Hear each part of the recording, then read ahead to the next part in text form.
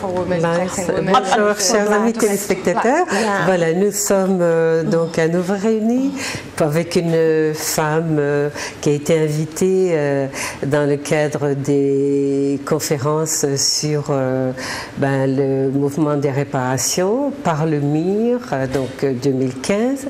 Et donc nous avons avec nous Madame McLean, qui est avocate aux États-Unis, qui va vous parler en américain. Et avec donc l'aide d'une traductrice, on va essayer de vous rendre accessible son discours, et moi-même je vais essayer de poser des questions parfois un petit peu en décalage, mais enfin voilà, on va faire avec les moyens du bord parce qu'on n'a pas les moyens de vous donner, de vous offrir une traduction simultanée. Voilà. Alors donc, rappelez-vous, c'est Raison Pratique qui essaye de vous informer des passages de personnalités chez nous, mais aussi des thématiques qui font un petit peu, en ce moment, qui font débat chez nous. Et donc la question des réparations est un débat, donc j'espère que voilà, vous n'allez pas penser qu'on vous en donne trop et que ça va au contraire vous inciter à aller chercher par vous-même, à réfléchir. Et puis là, aujourd'hui en l'occurrence, nous aurons l'occasion, puisque vous avons dit que c'est un mouvement international aujourd'hui, nous aurons l'occasion de voir justement l'une des ramifications de cet internationalisme du mouvement des réparations, donc en l'occurrence ce qui se passe aux États-Unis. Voilà, donc je vous remercie, vous souhaite une très bonne écoute. Alors, bonjour Madame McLean. Bonjour. Elle sait vous répondre en français. You don't speak French. Very little, unfortunately. Donc elle parle un tout petit peu français, et donc on va faire avec. Et moi-même, parfois, j'ai des constructions qui tiennent la route, et puis parfois elles sont bancales, donc on va s'aider de notre traductrice. Alors, voilà. Donc, est-ce que vous voulez, pour nos téléspectateurs, est-ce que vous voulez vous présenter? Vous êtes avocate? Could you introduce yourself so you all know you? Sure. My name is Carrie McLean. I'm an international human rights lawyer. I do a lot of work in the US, but really I work all around the world. I've worked in Africa, Europe, Asia, Latin America, and the Caribbean. OK. Voilà, alors la traduction va suivre. Donc, je m'appelle Carrie McLean et j'ai travaillé, donc je suis une avocate afro-américaine internationale. Oui, j'ai travaillé donc en Afrique, en Asie, en Amérique latine et en Europe également. Oui, et vous voulez nous dire quel genre de causes vous défendez dans tous ces pays? Ce sont les causes des Noirs en particulier? What causes are you standing up for? Wow. Black people's cause. Yes. So absolutely. I do a lot of advocacy concerning Afro-descendant people in the U.S., but everywhere. Mm-hmm. A lot of work on women's rights. And also for other marginalized groups. So, for example, in Europe, I've worked on Roma rights, okay. The rights of gypsies in Europe that face a lot of discrimination. Donc en gros, elle défend la cause de tous les Noirs afrodescendants, mais aussi de minorités marginalisées comme les Roms, etc. Ça va. Alors, you are here, vous êtes là parce que le MIR, le mouvement international pour les réparations de la Martinique, vous a invité dans le cadre du colloque, du 15e convoi pour les réparations, et vous allez participer à un colloque, participer à un colloque sur ce sujet des réparations, mais vu des États-Unis. C'est cela? So you're going to take part in this 15th symposium on reparation, but you're going to participate and contribute as from an American perspective. Oui, so I'm going to be discussing, I guess, the legal framework concerning reparations, and definitely from a United States perspective, but I will talk about international law as well. Okay. Donc je vais présenter le cadre légal, pas seulement d'une perspective américaine, mais également au niveau international. Oui, c'est ça. Alors, Sur la question donc, des réparations, hein, chers amis, je vous ai dit que c'est une question complexe parce que nous sommes rentrés dedans sans avoir véritablement bénéficié d'explications et sans comprendre les enjeux. Nous, ce qui nous intéresse actuellement, c'est d'abord de vous rendre cette problématique accessible et pour que vous ne soyez pas dans du jugement, mais d'abord dans de la compréhension. Parce que c'est un mouvement qui avance, c'est-à-dire il connaît beaucoup de freins par les autorités, par un certain nombre de composantes qui n'ont pas intérêt à ce qu'elles soient posées, mais c'est une question qui avance. Et elle avance parce qu'aujourd'hui, avec le CARICOM, le MIR international, le MIR France et puis le MIR Martinique, enfin des Antilles françaises, etc., il y a des rapprochements qui se sont faits et qui font que voilà, les demandes que représentent les réparations sont de plus en plus prises en compte parce que justement la diaspora, les descendants d'Africains, mais aussi les gens du continent, les responsables politiques, etc., sont mobilisés avec la diaspora pour porter cette question devant les instances internationales et devant aussi les instances nationales. Donc, les questions que nous allons poser à Maître McLean, c'est essentiellement comment cette problématique se pose aux États-Unis et qu'est-ce qui fait éventuellement qu'elle est avocate de cette cause-là. Voilà. So really the question is how this issue of reparation is looked at in the States or considered in the States, covered, and how did you become a lawyer, international lawyer for reparation or for Black people's movement? Okay, well, the first question, how is it considered in the States? Well, it depends who you're speaking to.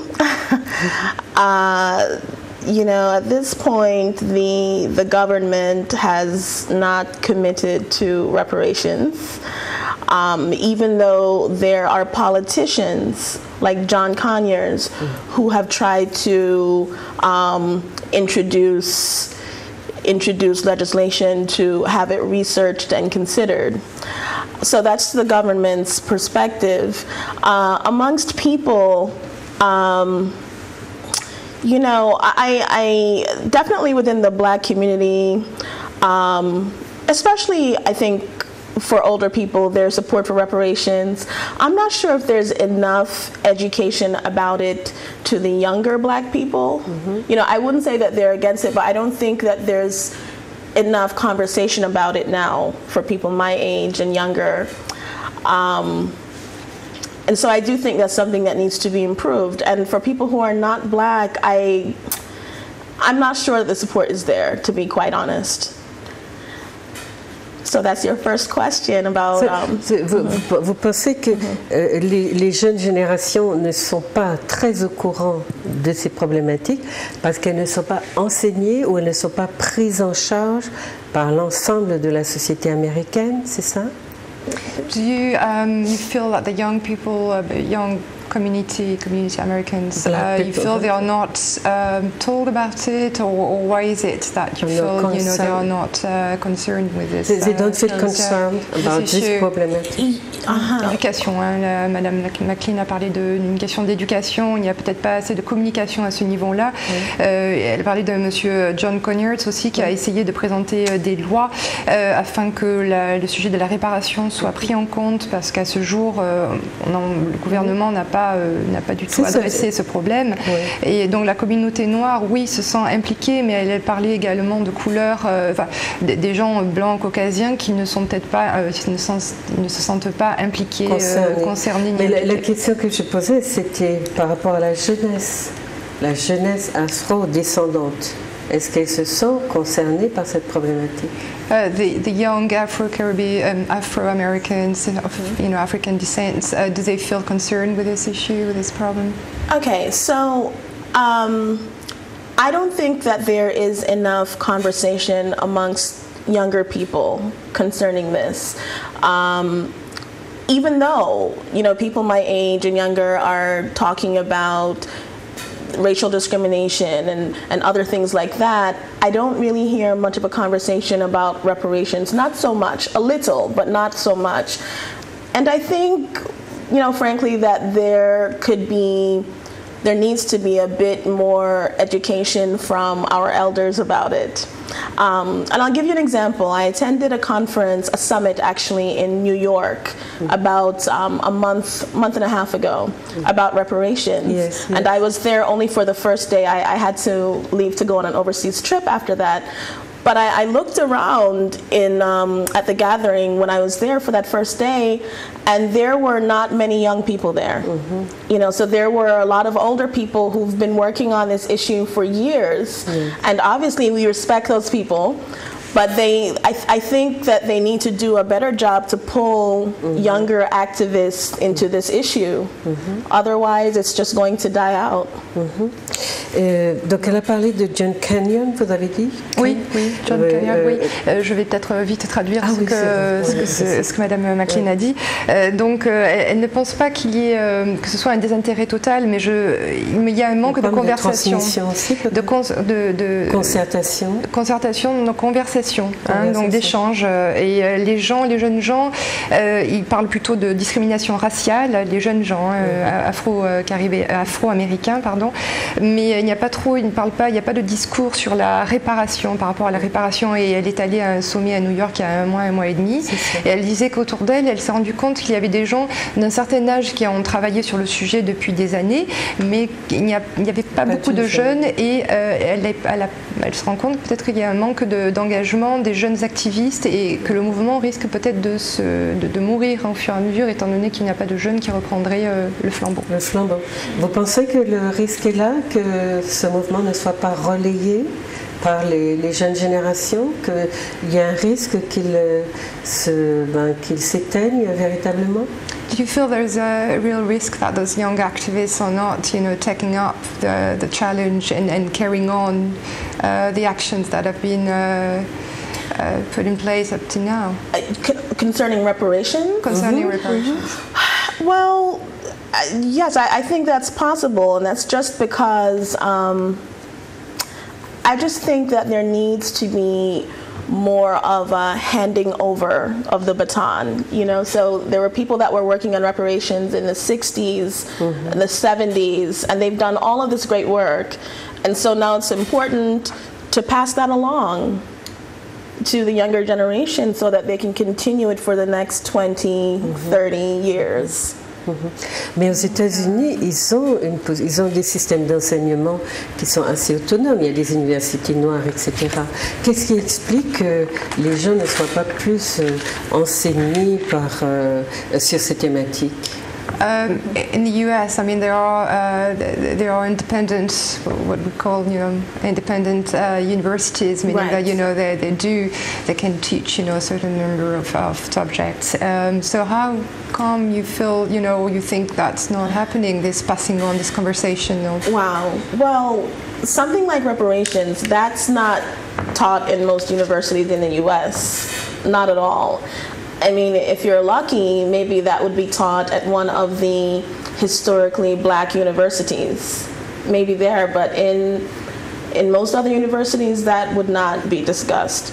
Maybe they would mention in a history class that after slavery, General Sherman promised the slaves 40 acres and a mule, and that's all you would hear about reparations. So it's really the activists, that have to make sure that this conversation is being had. Because, let's face it, the government does not want to pay reparations. So people who are not progressive, people who are not activists, they're not going to be advocating for reparations. Not in the US anyway. Donc, le thème de la réparation n'est pas enseigné dans les universités.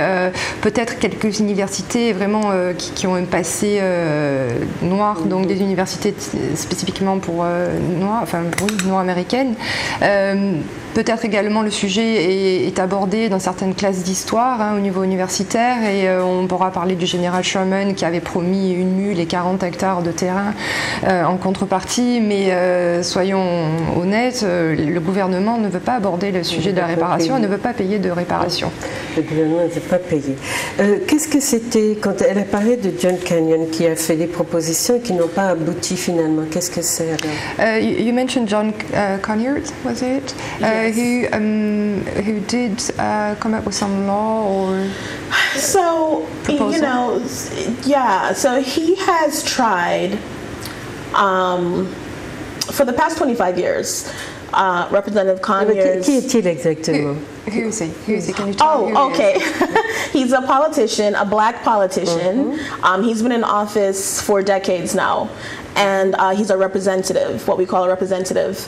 So, and he's a Democrat from Detroit, Donc, Detroit, Michigan. il est démocrate de Détroit, il est ce qu'on appelle un représentant, il est politicien noir. Un député, c'est une sorte de député, un représentant, c'est comme ça? Representative is a deputy for some So government. it's one of the representatives for the state. Oui, les représentants c'est députés ça, de l'État, c'est ça, au gouvernement, c'est ça, d'accord. démocrate. And so for the past 25 years, he's tried to introduce a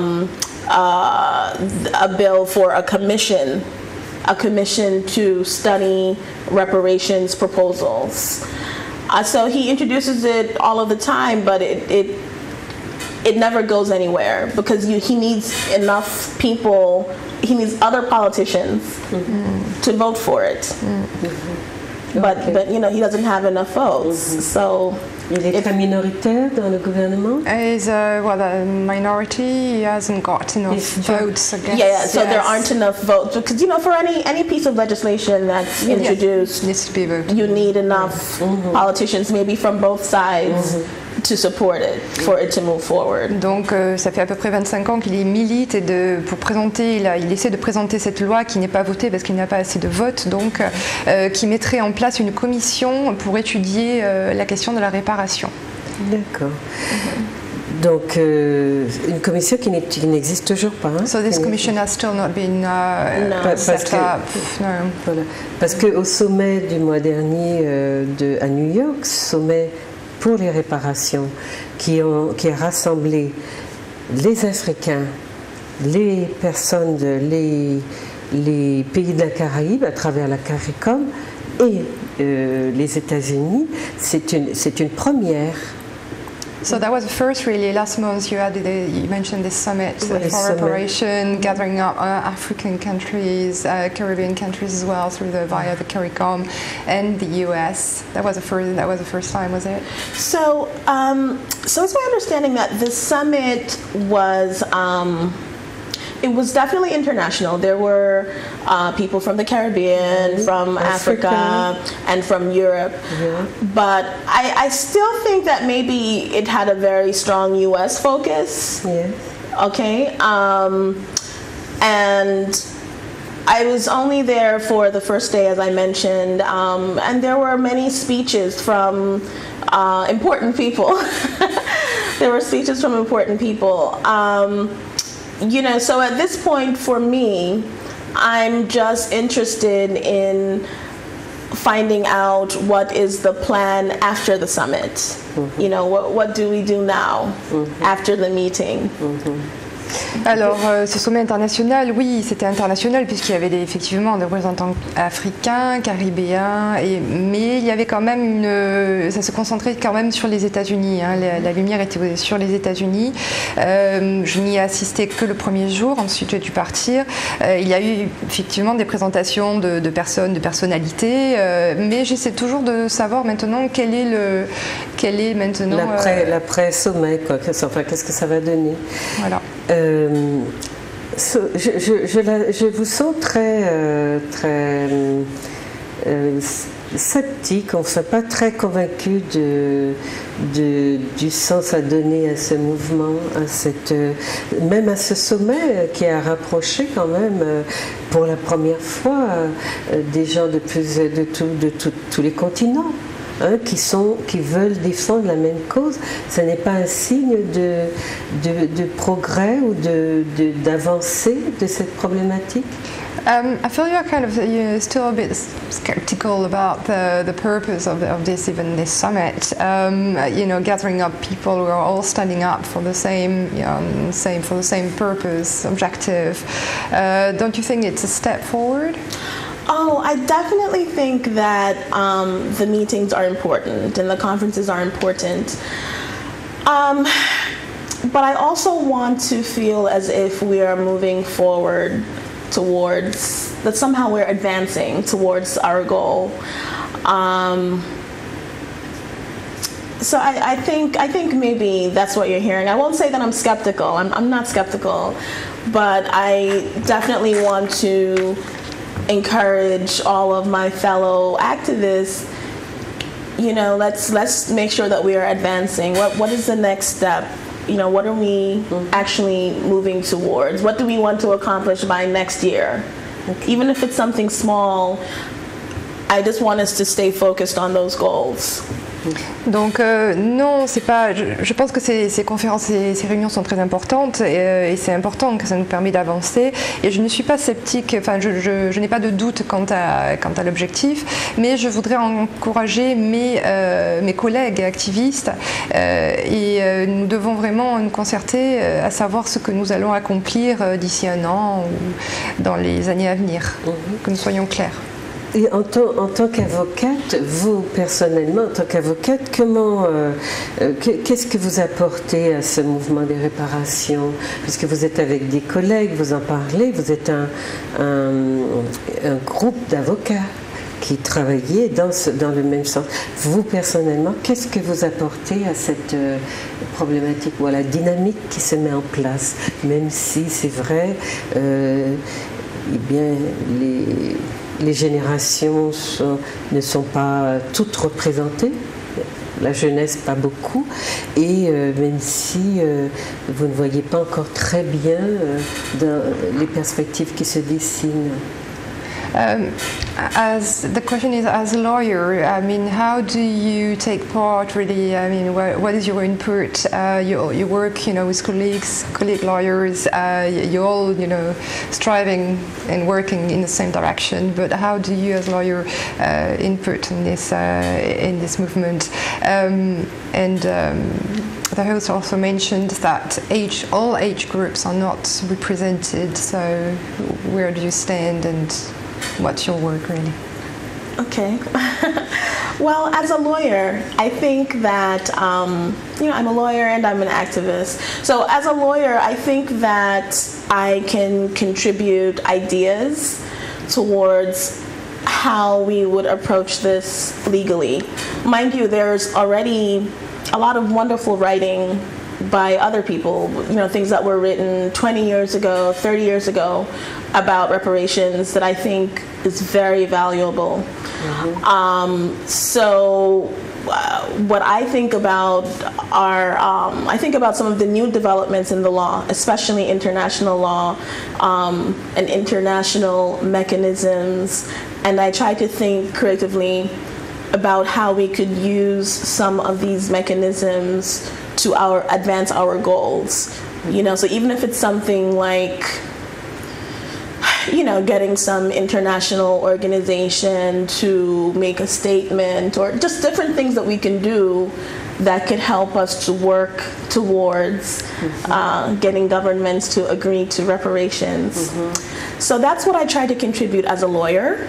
And then, of course, just as an activist, participating in things like protests and or writing articles to try to reach out to the public and educate the public. And what's actually really important to me is anything that I would discuss with my colleagues as a lawyer, I try to have those same conversations with the public, but make the information accessible. So I'm not going to use all of this legal jargon it's not interesting to a lot of the public, but to just make it very straightforward and try to get them to embrace what I'm saying. Donc, mon rôle, donc en tant qu'avocate, d'abord, je prends part avec mon groupe d'avocats, également d'activistes. Nous travaillons ensemble et nous voyons aussi tous les nouveaux développements et toutes les nouvelles lois qui sont votées du droit international. Nous essayons de nous reposer sur ça. Donc c'est ma contribution. Mes contributions, ce sont mes idées également. Je me base aussi sur des écrits qui ont été, des textes qui ont été écrits il y a 20-30 ans, qui sont très importants et qui sont très utiles. Il y a ce nouveau développement du droit et comment l'utiliser, les mécanismes aussi qui sont en place, de nouveaux mécanismes qui se mettent en place et que je reprends. C'est vraiment aussi comment, peut-être pas utiliser, mais enfin comment faire appel à des organisations internationales, comment les faire intervenir afin qu'elles puissent parler de la réparation et afin aussi, le but c'est que tous les gouvernements se mettent d'accord pour la réparation d'une réparation ou deux réparations. En tant qu'activiste, je descends dans la rue, j'écris également, j'essaie d'arriver à communiquer avec les gens, avec le public. Donc tout ce que je pourrais discuter, tout ce dont je pourrais parler avec mes collègues avocats, j'essaie de le rendre accessible et d'éviter tout ce qui est jargon légal pour le rendre accessible à la population, au grand public. Ça signifie qu'elle est... donc, quand vous entendez parler d'activistes aux États-Unis, chez nous, c'est ce qu'on appelle des militants. Vous savez, des gens qui défendent une cause. Donc, ce que Mme McLean nous explique, c'est qu'elle est à la fois avocate et militante. Et que son action ne se restreint pas à l'espace américain, qu'elle les déborde. Vous avez dit qu'elle défend des personnes qui viennent aussi d'ailleurs. Donc ce qui est intéressant, c'est au fond, dans ce qu'elle nous a déjà dit, que nous comprenions que oui, la question des réparations est difficile parce que les pays qui ont le plus profité de la traite négrière transatlantique, qui se sont construits sur le travail gratuit des populations déportées par ce moyen, sont ceux-là qui se refusent à considérer la question des réparations. Et il est important de comprendre que dans ce domaine-là, on est dans deux poids, deux mesures parce qu'il y a d'autres groupes humains qui obtiennent réparation. Donc pourquoi pas les afrodescendants? Qu'est-ce qui peut expliquer ces résistances à reconnaître à ces populations le droit à réparation? So, from what I understand, you're an activist, meaning that you stand up for a cause and you're actually working towards it, you're towards an objective, and you're a lawyer, of course, as well. But meaning also that your work and your action is not limited to the US only, and you go beyond borders.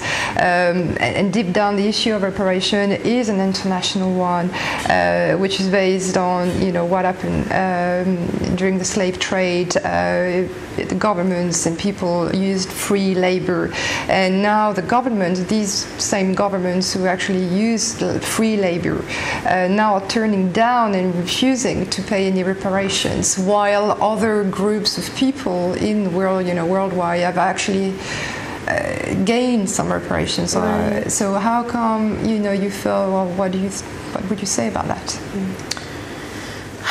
I mean, I think that.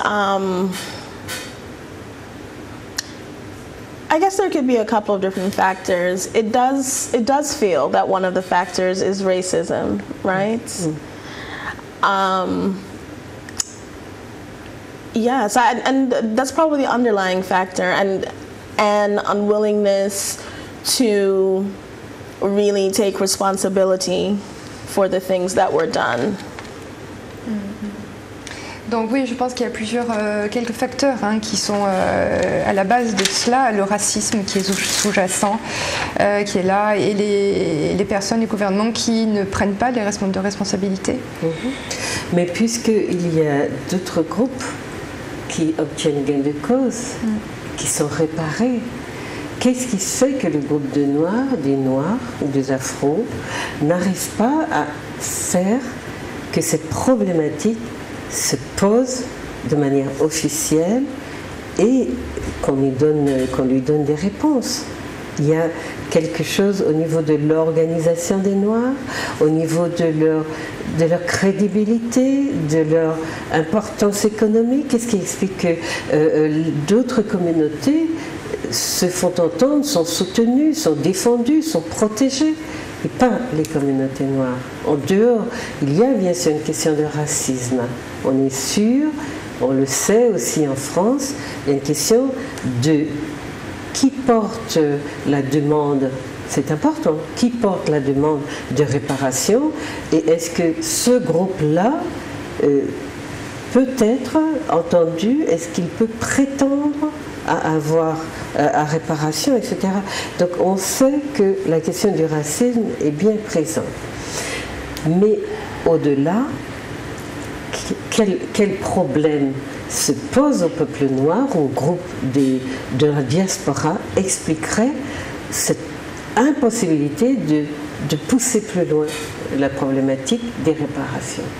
But why do you think the black community is not reaching its goal in terms of reparation? There might be, you mentioned some issue about organization, how they get organized or their credibility. Maybe an economic, the fact that the economic weight they have, which is maybe not heavy enough, or an issue definitely of racism. For sure, you mentioned it. But, why is it that this issue, this cause is not being moved forward and we are not getting any answers? Why do you think that is? Okay, so, well, I'll definitely try to give my perspective concerning the U.S. and some of these things might be true for the rest of the world as well. In the U.S. is just such a complicated place. As I was preparing my presentation that I'm going to give tomorrow, and I was thinking about the United States Constitution. In the Constitution, it's actually written in the Constitution that blacks are not a full human being.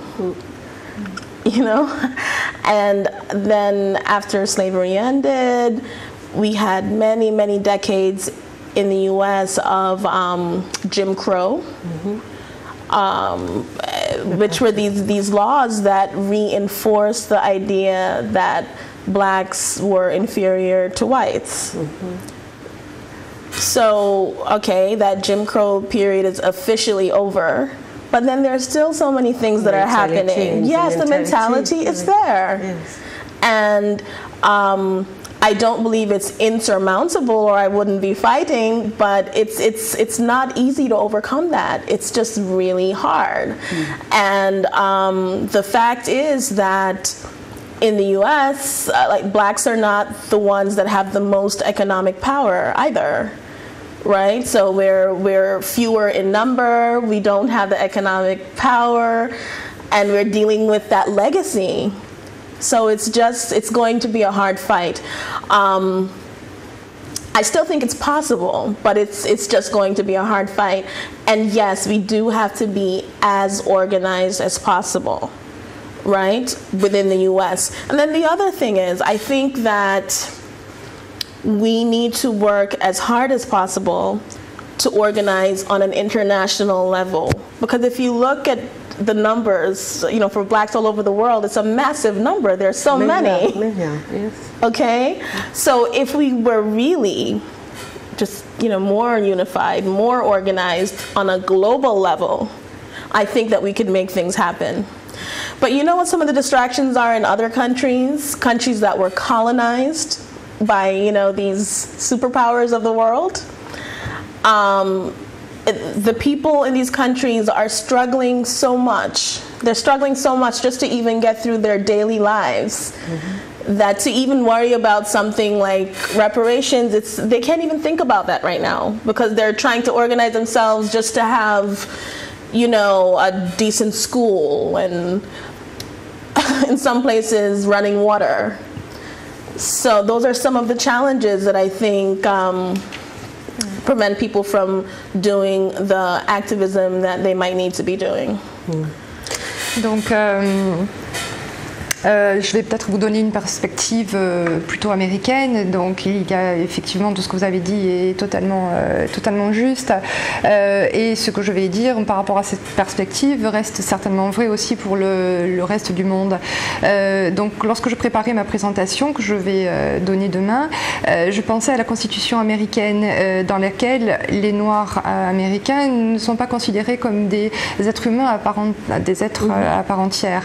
Il y a eu aussi la période de Jim Crow qui mettait en place des lois qui renforçaient cette idée que les Noirs américains n'étaient pas des êtres humains à part entière. Et il y a donc cette mentalité qui est encore là. Ces problèmes ne sont pas, ces défis ne sont pas insurmontables, mais le fait est que les Noirs n'ont pas peut-être tous la puissance, n'ont pas cette puissance économique il faut que nous soyons aussi organisés que possible, que nous travaillions très dur et aussi dur que possible pour nous organiser au niveau international. Lorsqu'on voit des pays qui ont été colonisés par les superpuissances à l'heure actuelle, donc qui ont eu leur indépendance, ces pays qui ont été colonisés et qui maintenant se battent quotidiennement pour avoir des écoles, pour avoir de l'eau potable. Ce sont les défis que nous devons relever. Alors, chers amis téléspectateurs, je vous rappelle que Mme McLean est là pour un colloque. Donc, elle l'a évoqué, mais quand vous verrez l'émission, le colloque sera passé. Mais ce qui est important, c'est de retenir que les questions qui se posent autour de, si vous voulez, de comment justement rapprocher les groupes humains, enfin les groupes africains, afrodescendants de toute la diaspora aussi, pour porter cette problématique commune, eh bien c'est cela dont on traite de façon de plus en plus, comment on va dire, collective, mais elle vous a signalé toutes les difficultés qu'il y a à les mettre, justement à faire correspondre nos préoccupations. Et n'oubliez pas que dans chaque pays, les populations noires sont confrontées à des problématiques de racisme, de précarité, etc., qui font que bien souvent, ces luttes qui sont, elles, dont les retombées seront plus lointaines et qui demandent une mobilisation plus politique, ne sont pas forcément embrassés par tout le monde. Donc les activistes, comme on le dit aux États-Unis, ou les militants de ces causes-là, sont des personnes qui souvent sont plus âgées parce qu'elles sont déjà aussi installées dans la vie professionnellement et qu'elles ont peut-être moins à se battre pour leur survie. Cela peut expliquer pourquoi la moyenne d'âge dans le mouvement est aussi quand même assez élevée. Alors, si vous voulez lui dire un petit peu, je parle à mes téléspectateurs quand je travaille parce que c'est bien qu'ils comprennent un peu aussi la démarche que je... Now she's summarized a bit what has been said so far, speaking to the audience and telling, recapping on what has been said. But she also mentioned the fact that countries, and you said, prior, or countries that have been colonized and now have got to face some real issues on a daily basis. So as an activist, you have to strive. I mean, you have to overcome a lot of hurdles. Both ways it was. Voilà, chers amis, nous revenons parmi vous. Nous avons reçu Madame Sylvia Serbin qui va vous saluer rapidement. Madame bonjour Serbin, à tous et ravie d'être parmi vous. Voilà. Alors, nous avons une discussion sur pourquoi les Noirs n'arrivent pas à faire à ce que leur cause soit recevable dans les pays occidentaux et à l'échelon international.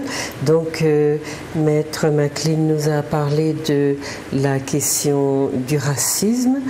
Et puis, elle a évoqué également la difficulté qu'il y a, juridiquement même, à, si vous voulez, à être entendu quand on est descendant d'Africains, esclavagés, etc. Parce que, et ça c'est l'analyse que je fais, dans les lois de ces pays, donc américains et européens, il y a des dispositions juridiques, et notamment un statut d'esclavagé qui n'a pas été complètement abrogé et qui fait que, bien que se mobilisant pour défendre cette cause-là, les Noirs ont beaucoup de mal à être entendus comparé à d'autres communautés qui, elles, sont parfois même, à qui on demande même de demander des réparations. Vous voyez? Et donc la difficulté, c'est pourquoi, et pour moi c'est un vrai nœud, parce que en dehors du fait qu'il y a peut-être une communauté diasporique qui est très divisée dans le monde noir, et qui explique que malgré son effectif très important, elle n'arrive pas, et enfin cette communauté n'arrive pas à être une force de pression sur les puissances européennes ou occidentales plus largement.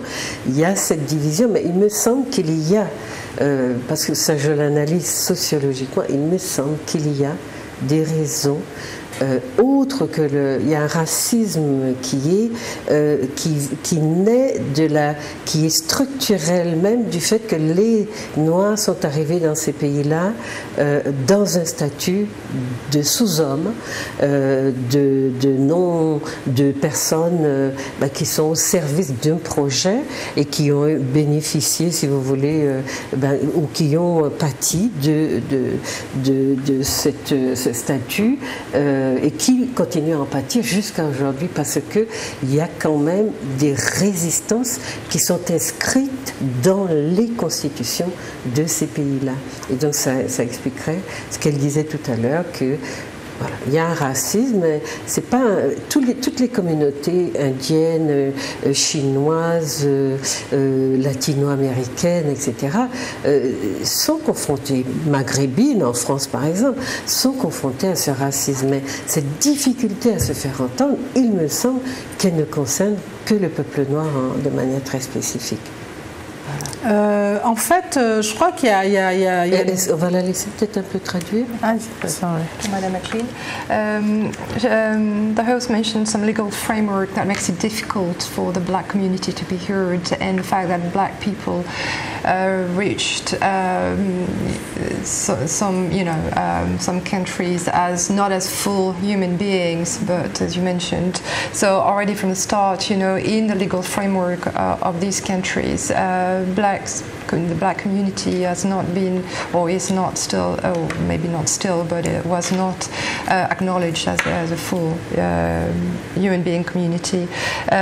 So I'm pretty sure this racism is still underlying, is still there, and that's also. If you take the Indian, the Chinese communities, or the Northern African communities, their voice is heard in more, and it is easier for them to be heard. Why is it that Mrs. Servan will speak next, but she's asking the question, why is it so? Je pense qu'il y a deux questions fondamentales dans votre interrogation. Il y a le statut de peuple dominé, il y a le racisme qui vient s'ajouter en plus pour nous les Noirs. On peut considérer que dans toutes les relations dominant-dominé, les peuples n'ont jamais laissé la parole à ceux qu'ils ont assujettis auparavant. Même quand vous prenez des sociétés où il y a des populations qui sont reléguées dans des castes, par exemple, il n'y a pas de problème de racisme, mais on ne leur laisse pas la parole parce qu'on les considère comme inférieurs. Donc Donc au niveau de l'esclavage, effectivement, les peuples noirs ont été infériorisés, dominés, et aujourd'hui, ces peuples qui ont accédé au statut de citoyens de pays occidentaux représentent presque une mauvaise conscience pour les populations qui les ont dominés, pour les puissances qui les ont dominés. Mais il y aurait justement là un moyen de se rattraper, donc, de reconnaître. Non, mais il ne faut pas être naïf. Je pense que voilà, ils n'ont aucune raison de. Et vous savez, en ce moment en France, il y a un grand débat sur le refus d'une partie de la population des questions de repentance. Donc tout ça, ce n'est pas anodin. Donc c'est un vrai combat à mener, déjà d'avoir acquis sa pleine et entière citoyenneté, et ensuite à faire admettre tous ces problèmes que l'histoire, toutes ces difficultés et ces injustices de l'histoire, à les faire admettre par nos anciens colonisateurs ou ces puissances qui nous ont dominés. Donc il y a une double lecture à avoir. Sur le plan purement objectif, le statut qu'on a eu d'être infériorisé pendant très longtemps, pendant pratiquement 4 siècles, par l'idéologie esclavagiste, et aujourd'hui, dans des sociétés dites dans des sociétés occidentales dites démocratiques, en fait, la démocratie ne s'applique pas pleinement à des citoyens de couleur qui ont ce problème historique à poser. Et la question des réparations, on en a parlé aussi, tout le monde ne la considère pas comme essentielle. Il y a des lanceurs d'alerte, effectivement, qui se battent pour essayer de faire prendre en compte cette problématique. Encore qu'il faut qu'ils s'organisent pour dire comment doivent se faire ces réparations, à qui elles doivent aller. Je pense qu'il faut un dossier très solide, juridiquement ficelé, pour le poser sur des tables d'institutions internationales qui légifèrent. Donc il faut être vraiment sérieux, parce que quand il faut sortir au départ, c'est vrai qu'il y a un sursaut, il y a une espèce de revendication qui est globale comme ça, mais après il faut poser très sérieusement les problèmes. Et je pense que s'il y a beaucoup de gens qui sont encore méfiants, même parmi les populations noires, c'est qu'ils ne voient pas, ils n'ont pas une idée claire de ce que vont représenter ces réparations. Donc le travail à faire, c'est d'abord être très clair, présenter un dossier solide. Voilà, est-ce que ça doit être moral, est-ce que ça doit être uniquement financier, et à qui et sous quel cadre, est-ce que ça doit... Bon, je sais qu'aux États-Unis, il y a eu des grands groupes financiers appartenant à d'anciens propriétaires esclavagistes qui financent des programmes d'éducation, par exemple pour des Noirs, ou qui donnent des bourses pour de l'enseignement supérieur. C'est une façon pour eux de contribuer, c'est eux qui décident, parce qu'on n'a pas encore le pouvoir, suffisamment de pouvoir pour orienter les choses. Mais je pense qu'il faut être déjà très précis sur ce qu'on veut et sur ce qu'on propose. On va la laisser traduire, mais on en a parlé tout à l'heure, parce que la dimension pédagogique est importante, puisqu'on voyait qu'il y avait une sorte au niveau des générations, voilà, il y a quand même un problème de rupture. On en voit beaucoup de personnes âgées et pas assez la jeunesse, etc. Donc on va la laisser traduire. Sisaba mentioned the black community has been dominated, and as you did say, they came in, were this some countries being dominated as not as full human beings, and so that has raised the issue of maybe having a bad conscience, and governments having bad conscience, feeling bad about what happened, what they did. In terms of compensation, there is this historical past that we need to ensure that the governments are going to face this historical past, and they are not doing so. So democracy as it stands today is not a full-fledged democracy, as it does not apply fully to everyone equally.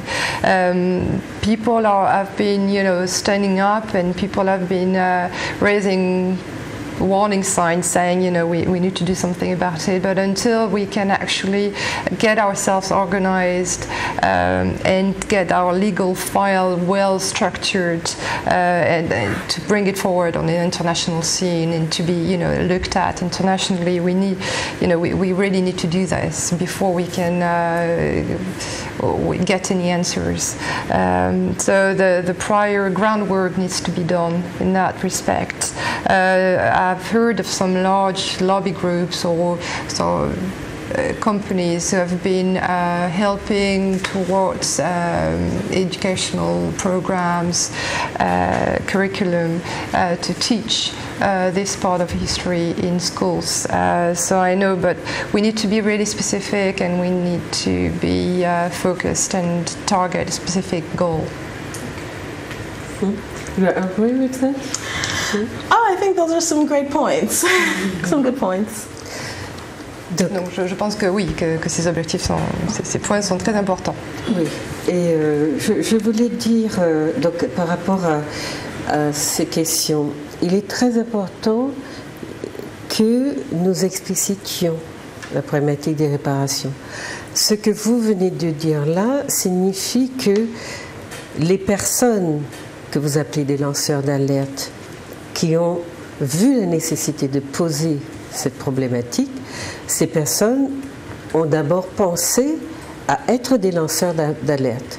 Elles n'ont pas attendu que tout leur peuple, tout le groupe, toute la diaspora soit informé ou ait le même niveau d'information pour fédérer véritablement une communauté derrière soi. Ça se comprend, puisque c'est l'état, en fait, ce qu'on va appeler l'état de la situation, de la lutte, qui nous est renvoyé là. Cela explique pourquoi on va se trouver en face de lanceurs d'alerte qui sont très en avance sur la problématique et qui sont pratiquement des moteurs qui fonctionnent sans charrue, sans rien, parce que il faut y aller et qu'on est dans la lutte et qu'on n'a pas les structures, ni dans les écoles, ni dans les universités, ni ailleurs, pour faire le travail d'explication qu'il faudrait. Donc, quand nous parlons de la question des réparations, nous avons le même problème dans nos sociétés antillaises et en France, parce que vous avez une majorité du peuple qui vous disent « mais c'est quoi? Mais ça va nous diviser? Est-ce que l'argent, on va le distribuer comment ?» etc. Parce que la question des réparations est trop souvent vécue comme effectivement un ballot d'argent qu'on va poser au milieu de nous et nous allons tomber dessus et nous allons nous entre-dévorer. Et la question donc pédagogique reste entière. Comment les lanceurs d'alerte vont-ils s'y prendre pour porter ces problématiques dans leur population, les enseigner, les discuter et en avoir pour que, si vous voulez, les visions qu'on en a soient aussi transversales, puisqu'aujourd'hui, nos lanceurs d'alerte se rencontrent à l'échelon international, notamment le dernier sommet qui s'est tenu au mois d'avril, mais peut-être qu'ils sont un petit peu isolés et que pour que sortir des problématiques du racisme, de l'inscription des peuples noirs dans des constitutions qui en avaient fait des meubles, etc., eh bien, il faut que ça soit aujourd'hui la loi du nombre, la mobilisation massive qui fasse se débloquer la situation. D'accord ? Donc, c'est un petit peu pour résumer pour nos téléspectateurs où on en est dans le débat. Et ce que vous apportez, Madame Serbin, au niveau de la, si vous voulez, de peut-être un manque de cohésion encore dans la manière de poser la problématique, c'est important parce qu'on en a discuté aussi tout à l'heure. Maintenant, Madame, si vous voulez lui traduire, parce qu'après, on va lui demander de nous parler, si elle veut, un petit mot sur Abu Jamal. Et elle nous a dit qu'en ce moment, les avocats américains sont très occupés par le Black Lives Matter, Et parce que beaucoup de jeunes, de Noirs américains ont été tués ces derniers temps. Et donc, elle et moi, elle nous en parlait un petit peu. Donc, on va l'écouter à ce sujet parce que l'émission va bientôt se terminer. So quickly, she mentioned about the leaders who are actually ahead and they've moved forward, but the population or the black community is not always behind them, and therefore, you know, they're ahead compared to other people in the group. Maybe there needs to be some structure put in place in schools and universities to move forward. Most of the community is not fully aware of what it entails, really, this reparation, and they feel, you know, sometimes you're just going to put a huge bunch of money on the table and that's about it. So maybe misunderstanding and how the leaders are going to get organized to send their message across and in a positive way, so to reach out to everyone. Now the question to you is about Abu Jamal. You know a bit about, you know, what the US lawyers are defending him and about the movement Black Lives Matter. If you can tell us about that. Sure. Well, the only thing that I can really say about Mumia Abu Jamal right now is I don't know if you've seen in the news, but he's very ill at the moment, extremely ill. And there was a problem with his family being able to see him a few weeks ago, but his lawyers were working very hard on that, and so his wife has been to see him and a couple of others. And, you know, they are just trying to figure out exactly what's going on, because it appears that he has diabetes and it's a very serious case, but he was not being treated for it. So really, I mean, he could have died. And they're running they're trying to run some other tests right now to see what else could be wrong with him. Yes. Donc vite fait, donc Mumia Abu Jamal est très malade. Je ne sais pas si on en a entendu parler ici, mais sa femme, on s'est battu. Enfin, ses avocats se sont battus pour que la famille puisse le voir. Sa femme est allée le voir, et il est très gravement atteint de diabète. Et il n'a pas été soigné pour ça. Et là, ils mènent d'autres analyses pour voir s'il y a autre chose. Oui, il y a un groupe de défense de Mumia ici. Il est tout le temps, les gens lui écrivent, il est en correspondance avec les gens de Martinique. There is a group of activists here, Martinican activists, writing to him and in touch. Yeah. Voilà. Et puis la deuxième question, parce que... And second question about Black Lives Matter. Sure. Wow. So Black Lives Matter has definitely grown into a movement. I'd say that there have always been demonstrations, right? You know, demonstrations against police brutality, even going back to the 1990s after Rodney King, and just so many other things that have happened over the years. But I feel like there was a big spark, a really big spark after Trayvon Martin was killed a couple of years ago. I mean, just, you know, a lot of young people felt really just fed up, really angry. And then things sort of quieted down again.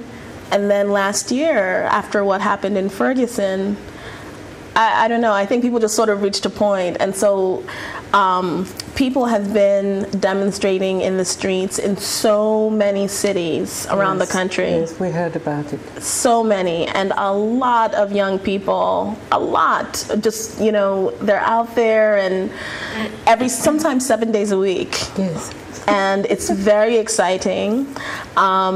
The media would like to ignore it, but they can't. It's too much. They can't ignore it. Yeah. And so people are trying to, you know, in some ways people want to keep it sort of loose and open, but of course they're trying to have some structure and to make certain demands concerning the police and policing, the way that the police interacts with the Black community.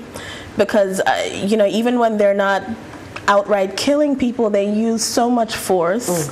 They stop people for no reason. When people aren't doing anything, you're just walking down the street, they'll just stop some Black guy for no reason. and they might beat him up. If he doesn't speak the way that they like, they might just beat him. Alors, oui, je voulais parler de cette organisation qui est devenue maintenant un mouvement qui s'appelle Black Lives Matter, c'est-à-dire donc les vies noires ont de l'importance, et qui a pris de l'ampleur. Et je ne sais pas si on en a parlé ici, mais il y a de plus en plus de manifestations, les gens descendent dans la rue, donc ça a commencé dans les années 90 avec Rodney King. Ensuite, il y a eu Martin qui est décédé, il y a eu donc beaucoup de gens. Oui, je me suis peut-être... Donc beaucoup de gens sont descendus dans la rue et on dit on en a marre, on en a assez. Après ce qui s'est passé également l'année passée à Ferguson. Et les médias aimeraient mettre ça sous couvert, mais ce n'est pas possible d'ignorer tout cela, mais ce n'est juste pas possible. La est un peu en insurrection partout. There is some kind of insurrection and people are people actually are fed up and actually are standing up and are saying that's enough. Ils protestent. Et parler de la police et l'interaction de la police aussi, qui est un réel problème avec la communauté, les gens de la communauté noire, qui souvent arrêtent des jeunes gens noirs sans raison, absolument sans raison, et s'ils n'aiment pas la façon dont ils leur répondent, ils les tabassent carrément. Et ça, c'est une réelle question aussi qu'on ne peut plus ignorer. Oui. Et on peut comprendre que M. Obama soit président et que sous sa présidence, on assiste à cette recrudescence de violence contre les Noirs. C'est lié ou... And it does make sense that Obama is leading the country, but this increase, this outgrowing number of violence. I mean, you feel it's linked up to Mr. Obama being, president? Well, honestly, this has always been happening. I wouldn't say that it has increased. I think that it has become very, very visible because of the cameras that people have on their cell phones. And so they're able to put on the internet the video of these interactions, and the police can't lie. Before they would just lie, quite frankly, but now they can't do that anymore. And so that's changing a lot of people's minds. So people in the black communities and Latinos, they knew that these things were happening, but very often white people would, because they have good interactions with police, they just couldn't believe it. They couldn't believe the things that black people would say, but they see these videos now. Yes. And so now when you read online, you read comments on articles, and there'll be a lot of white folks that are saying the police are out of control. Les nouvelles technologies sont en train de changer les rapports. Voilà. And it's really changing the way that a lot of the public is looking at the police. Donc, non, je ne pense pas que le fait que M. Obama soit président n'ait mené, n'ait accéléré ces problèmes de violence, mais c'est de plus en plus visible dû à ces nouvelles technologies. Les gens filment avec leur portable et les mettent en ligne, alors qu'avant les autres communautés disaient c'est pas possible, n'y croyaient pas. Alors là maintenant ils disent oui, effectivement, ils voient ce qui se passe. Donc vous avez compris, c'est pas parce qu'on fait le lien ici avec Obama, en fait c'est parce que comme dans beaucoup d'autres domaines, les choses se faisaient mais étaient cachées, et aujourd'hui comme tout le monde a une caméra, etc., eh bien elles sont montrées, et en fait on voit la véritable ampleur. Comme il faut qu'on s'arrête. Non, Madame Serbin, ce sera ma conclusion en même temps. Oui, oui, il y a souvent des gens qui disent oui, mais comment ça se fait, il y a un président noir, voilà. Mais je ne pense pas qu'un homme seul peut changer la mentalité de tout un pays. Et ça aurait été un président blanc, on n'aurait pas dit, on n'aurait même pas posé la question. Il est président des États-Unis, il y a suffisamment de gens dans la communauté américaine qui lui font comprendre qu'il est à peine toléré. Donc il essaie de faire un certain nombre de mettre des cadres pour essayer d'améliorer le sort de certaines personnes, mais il ne peut pas changer la mentalité de ce pays. Non, mais on est bien conscient de ça, parce que quand il a été élu, comme dans beaucoup d'autres régions de France aussi, dès qu'il y a un noir représentant quelque chose quelque part, toute la communauté s'imagine que ces personnes-là vont porter leur problème. Très souvent, ces personnes-là sont au service d'une communauté, d'un projet, et elles ne sont pas là pour servir justement la communauté de couleur qu'elles ont avec l'ensemble de la société qui se sont interpellées. Même s'il le veut, il n'a pas ce pouvoir. Oui, il n'a pas les moyens. Donc on va devoir arrêter. On demande à Mme McLean de sa conclusion. Can you say a few words to conclude? Oh, wow. It's the end of... It's the end, yes. Yeah, sure. Well, thank you very much for having me here. I hope that you're welcome. The things that I discussed gave people a good idea of what we're doing in the United States and some of the things that I guess we're trying to do all around the world. Yeah. Donc je voudrais vous remercier. J'espère que ce que je vous ai dit vous a donné une bonne vision d'approche, en tout cas de ce qui se passe aux États-Unis. Voilà. Alors merci, chers téléspectateurs. J'espère que ça n'a pas été trop difficile. En tout cas, j'ai essayé de vous faire des petits résumés. Et c'est important que vous vous teniez informés de ce qui se passe de manière transversale et que vous compreniez qu'il y a une raison. Il y a des raisons qui font que la question des réparations est encore si problématique chez nous, mais ces raisons-là, on a essayé de les expliciter et on va continuer par un travail pédagogique à vous aider à y voir un petit peu plus clair. En tout cas, nous remercions Mme McLean d'avoir été là et puis de s'être prêtée au jeu des questions. Elle vient de voyager, je pense qu'elle est très fatiguée, on va la laisser se reposer. Et à vous, je souhaite bonne soirée ou bonne après-midi et puis vous dis à bientôt.